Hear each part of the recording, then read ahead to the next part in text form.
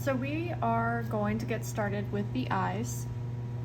I always start with the eyes because, in my opinion, that's the first thing that your eyes are drawn to in the pet portrait, and it's really where you capture kind of the personality of the animal that you're working on. So if you start with the eyes, if you make a mistake, it's a lot easier to fix because the eyes are also probably the hardest part of the portrait. So I have my sketch already. Like I said, it is in the ugly phase, so I just got the outline. It's going to look a little bit weird right now, but once we start adding the details, it's really going to come together. So you want to have your burner, you want to start on a very low heat, and with that, I'm going to show you the tips that I use, and these are the only 2 tips that I use on the entire pet portrait. So this is a small shading tip by Colwood. I use the Colwood Super Pro, but these tips go with any version of the Colwood. Any wood burner should have something similar to this. You want a curved edge, and then it's going to be a tiny bit rounded on the back, and it's going to be similar to a spoon shader. It's just smaller for detail purposes. I use this pen on small, like mini pet portraits, so I make pet portrait ornaments or a 5x7 pet portrait, and small details on the large pet portrait, so I'll be using it for the eyes. The other tip that I use is my large spoon shading tip. This one's very loved. As you can see, the cork has worn off. A few years ago I bent it on purpose a little bit to get that curve in the back that this one has as well. So these are the only 2 that I use. They're great for any detail. They're great for working on the eyes. They're great for working on fur. You can make very textured fur. You can make very smooth fur. There's a lot of different ways that you can use these 2 pens. Of course, experiment with all the other ones and kind of see what you like and what you like to work with. But for this, I'm going to work on all the larger parts. And to get started, I'm going to use this one for the eyes. And like I said, it should be similar to a spoon shader for any wood burner that you use. You just have to find something similar.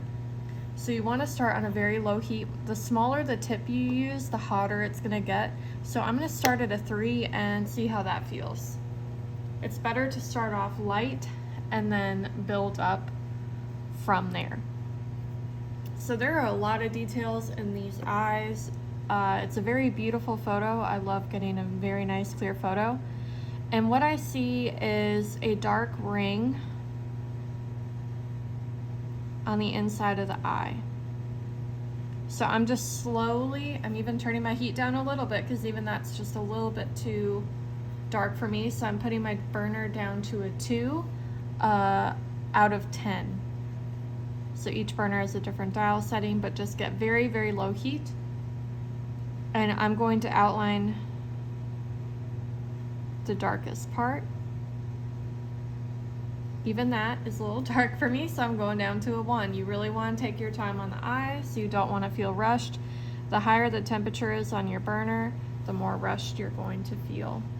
Don't be afraid to just turn your portrait all over the place to be able to get that angle with the spoon shader, because I want that tip to hit the outline, so pointing out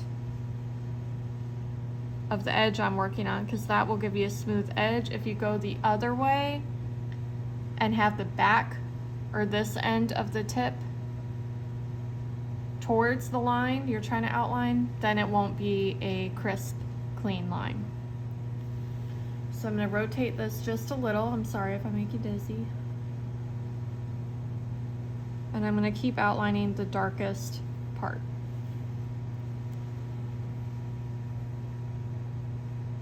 This area, I'm just using the very tip of it. I have it almost vertical. Is another way that you can avoid that fuzzy line. If you, because I might do that, do what I say and not as I do. I'm trying not to turn this every direction on y'all. And then I'm slowly going to make that smooth transition to the iris. So you can see it's slowly getting lighter.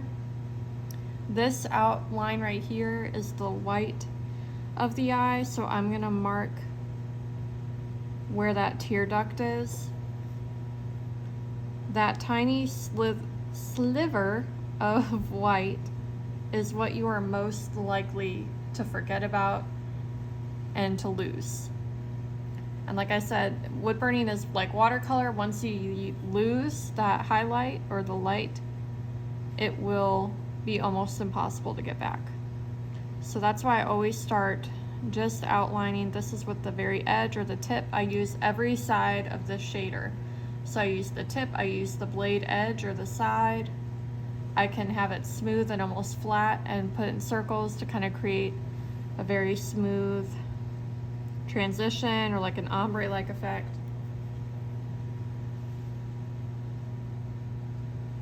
And like I said, this is gonna look bad before it looks good. And don't give up if it looks bad to start, because the details all around the eye is what's gonna bring it together.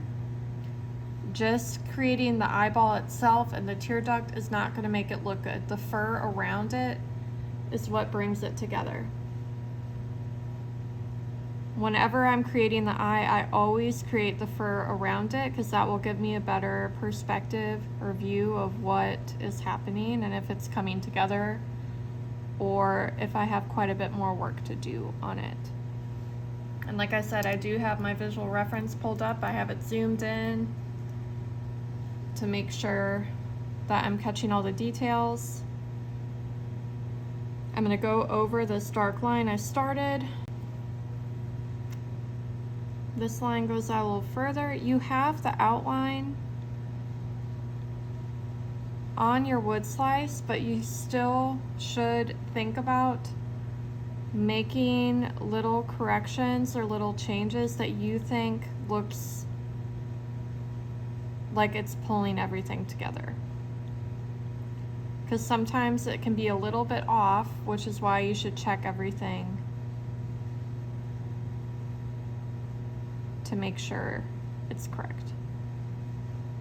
So his tear duct, I'm gonna slowly, it's very smooth like the eye, so I'm going to have this going very slowly in circles, constantly moving. The second you have your burner or your tip sitting stagnant in one place, it's going to leave a very dark mark that will be a little bit shiny, which can be good for certain areas, but you want to make that decision towards the end of the portrait and not at the beginning. I try to get all the transitions, all the blending done as smoothly as I can, and if you get that very shiny burn mark, it's very hard to create into a smooth transition. So I'm going to turn this slightly and work on the dark area above the eye. That area is almost black, but it's better to start light and slowly darken it than start dark and go too dark and you can't take it back. Which is why my wood burner is only on a 1 right now, so we turned it down a couple times at the beginning there. So you can see I'm still focused just on marking in those dark areas. I haven't really started putting much fur texture in yet. I just want to mark those shadows so I can map them out and make sure I'm not losing them. So the darkness on the upper part of the eye does go down to the highlight. So you see those 2 circles, those are the highlight of the eye. Give yourself some points of reference. I look at my visual reference at least twice for every mark that I make. You should always be constantly looking at your visual reference. If you start having fun and getting into the groove of creating a certain fur texture or a certain area, that's when you can go a little too far and be like, whoops, that was supposed to be a light area, I covered it up. So when I do have that white of the eye, it is still in shadow. So this is the hood of the eye. It's coming down over that, so it's shadowed. So what I did was I just swiped it across pretty quickly, still a smooth transition, but that gives it that depth, and it really brings that lighter part out a lot more. This dog is in pure sunlight, so his pupils are very small. Sometimes when you run into that situation, you have to play around with the way it looks, because sometimes it can just look a little bit off. When people do send you their visual references, they don't often realize that the lighting alters the pupils, and maybe they weren't expecting that. So I just went over that mid-tone. And it's a little darker in this upper corner. If you do lose the highlights, which can happen, you can always go back in with colored pencil too. I would recommend using a Prismacolor pencil, a high quality one, because that goes on a little bit thicker and it will cover up whatever problem you're having quite easily. So this is where the pupil is. Like I said, he's in the sun, so it's pretty small. What I usually do is I mark it in, and then it might not be perfect, but I kind of want to, you know, sit on it for a bit, think on it for a bit, and figure out, once the rest of the portrait starts coming together, if I like it, or if I think, no, that's starting to look a little bit weird because the pupil's so small, I might add more to it later. When you're this early on in the pet portrait and you're thinking something's looking a little bit weird, a little off, you're not sure about it, sit on it for a bit, take a step back. You don't have to finish every aspect of it right now. Go back to it later and then decide. So I have my highlights right there. I'm happy with those. He has a very dark ring around his eye, which usually you don't see too often, but it's very pretty, and I'm trying to capture that. There's a couple lines where his eyelashes are going down over. I'm gonna get that. On the top of, every time you have a tear duct like this, you're going to have a highlight, the under part shadowed, but then there's also a tiny itty bitty shadow at the top from where it is going down in towards the eye. So I'm gonna mark that. By the way, I am still on a 1. Whenever you have a tip like this that's longer, as I mentioned previously, it gets a lot hotter than the bigger tips like my other one that I will be using here soon. So I have the basis for the eye, and now what I'm going to do is turn my burner up a little bit. He has some pretty dark fur. I'm going to start at a 2. Once I get these details in around the eye, I'm going to move to my larger tip. So I put my burner back up to a 2 out of 10. So my Colwood's 1 through 10.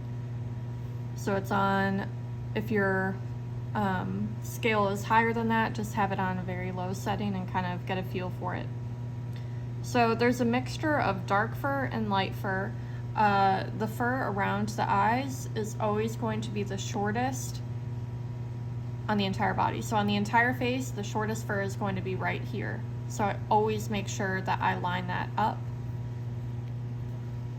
So there is quite a few dark small furs, so I'm barely making a line. That is the length of my line right there. And he has beautiful dark fur. It's always going to be pretty dark through here. On dogs, this is where the shadow is going to be, is on the inside of the eye. So not only is it shadowed, but it's also dark fur on this dog.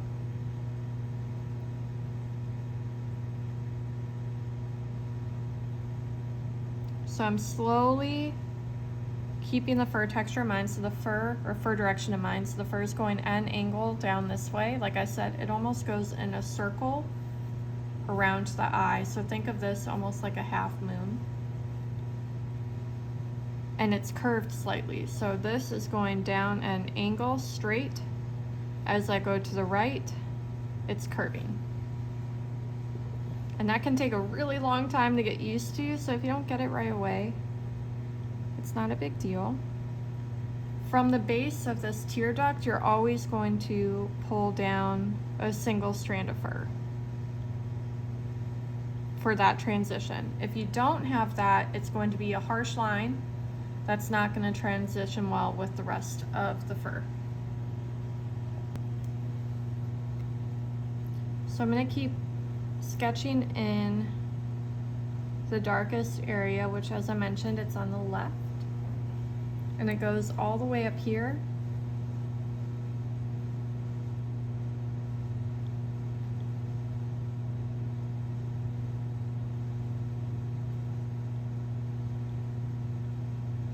Take your time, and all the fur is done in layers. You don't want to just do one kind of set of fur like going around like this. You want to build it up slowly so it looks thicker and more natural. Anywhere we can add more dimension to the pet portrait is important. So I'm still, with every stroke, keeping in mind fur direction. Some of them near the bottom are a little bit straighter, so I'm going to do that.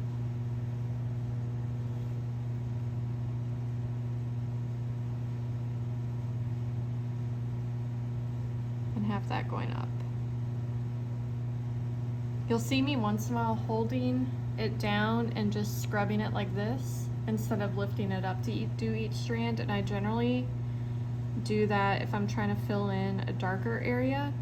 The texture that I want will still be there, but it won't, it's not as defined, so it's not as necessary to lift it up for every strand. Anywhere with high contrast, like we're about to work through here, you're going to want it to be more defined through here. Another common thing in dog breeds is having this other corner of the eye has a dark line leading from it. It doesn't always have a smooth variation, which I know for me, I always want everything to have a really nice, smooth, natural variation. Sometimes it doesn't, and that can take some time to get used to. So above it's a little bit darker, but I'm going to move a little bit faster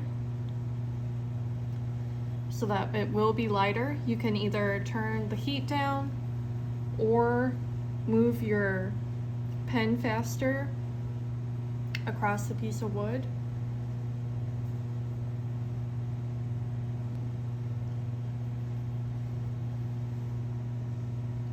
So I'm continuing to go around towards the right.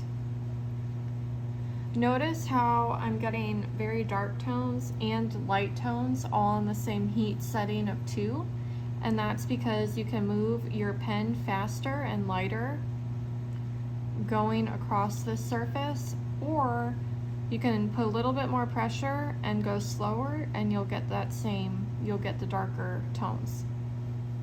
There's always that line leading from, well, most of the time dogs have that, a darker line leading from the right side of the eye going down. With lighter colored dogs, they generally don't have that, but with this dog it does.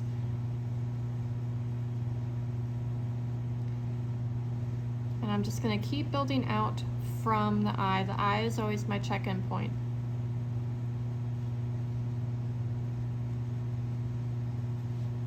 Move down in my visual reference a little bit so I can see a little bit better. Now there's some very dark fur mixed in with lighter fur, just a couple strands, so I'm going to go in on top of what I already created the texture and a little color and just mix in those darker strands.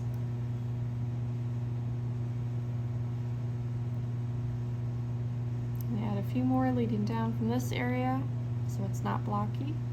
Smooth transition. I'm moving pretty light and pretty fast going over this section. It goes by quick if it's a light section like that. If you would prefer to continue going very slow, turning your burner down to a 1 or half of 1, very, very light, and taking your time, you can do that too. But once you get a little bit more experience and a little bit more practice, you can keep your burner around the same temperature if it's just something small like this, and just move a little faster, a little slower. I know I get in the zone and I don't really want to stop working and adjust my burner. I like to just move through things. There's a slight divot in the wood right there. Sometimes when that happens, you just go over it again. You can kind of smooth it out a little bit. You're working with a very natural substance. Stuff like that can happen, and you just have to learn to work around it, or with it more so. So the dark area, as I have marked, goes all the way down here. I'm going to keep adding those darker strands of fur.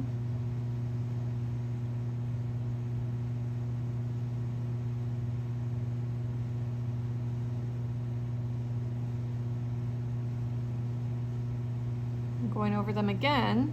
Sometimes I like to mark where they will be and then go for it.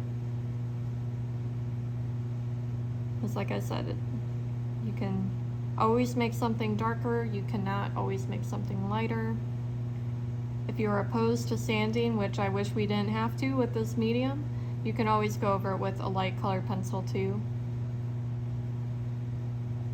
But I prefer to try to keep it one medium. But I know a lot of people add white highlights and it can look really pretty.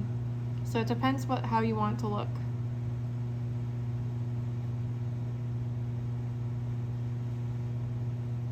Gets a little darker transition through here, so I'm going to add those darker hairs.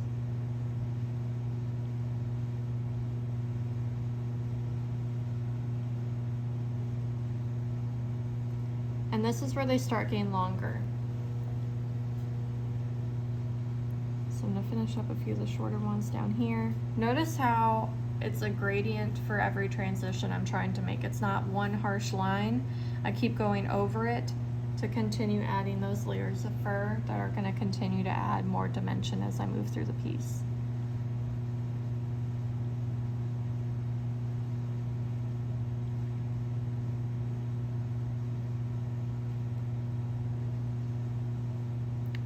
Those dark furs are going a little bit, or hairs, excuse me, furs, are going further back.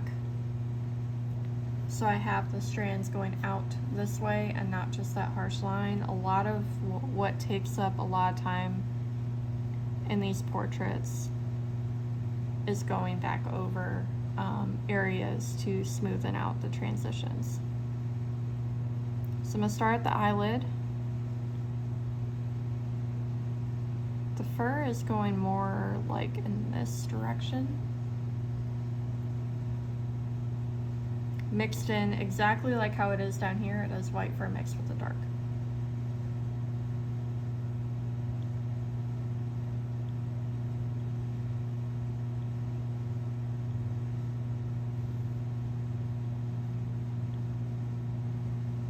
These are a little bit longer hairs right here. As soon as you get out of this small circle, I'll make a little mark right here just to show y'all. This small circle going around the eye, the fur gets longer. So that's why we're using this small tip, and the second we're out of this little area, we're gonna switch. You can use this tip for the entire portrait if you love how delicate it is. But I like to switch to a larger one. And you can see the difference. So the lines that I just made right here, those look a lot softer than I did right here. And how I did that was I had the tip down and I had the full weight on that upper half part of the tip, and I pulled it up like this. So it's pulling up flat. It's gonna make a really smooth line. For these lines down here, what I'm doing is having it on an edge. So right there I have it on the top edge a little bit more towards the left. I call it the blade edge, to have those really precise small lines. And this is what I love to show people, is this is all done with the same tip. If you prefer to use more of a calligraphy tip for these areas, or they have tips a little bit more like this, you can do that too. It's whatever you feel comfortable with, but like I said, I like switching the pens as little as possible. With the Colwood, I don't buy the removable tips, it's the entire pen. So I have 8 or 9 different pens, but really I use about 3 of them. So I'm using the top edge to get those small lines up here.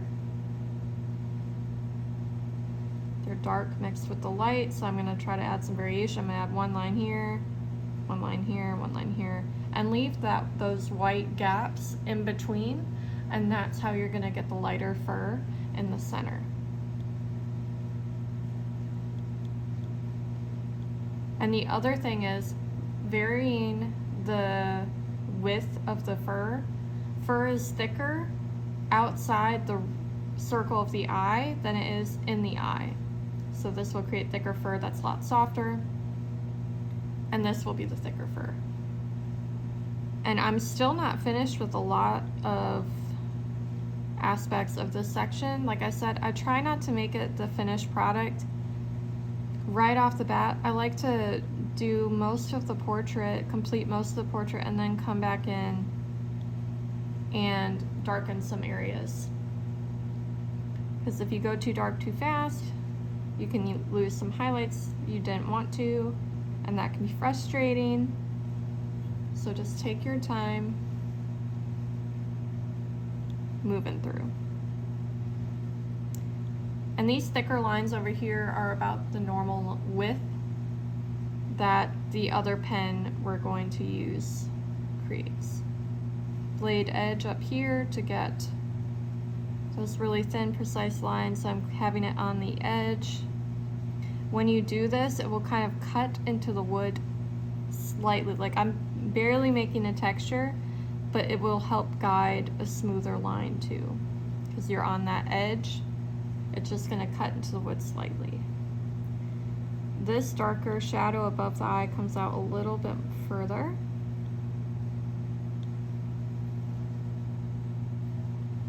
And I'm gonna add a little bit darker hair here.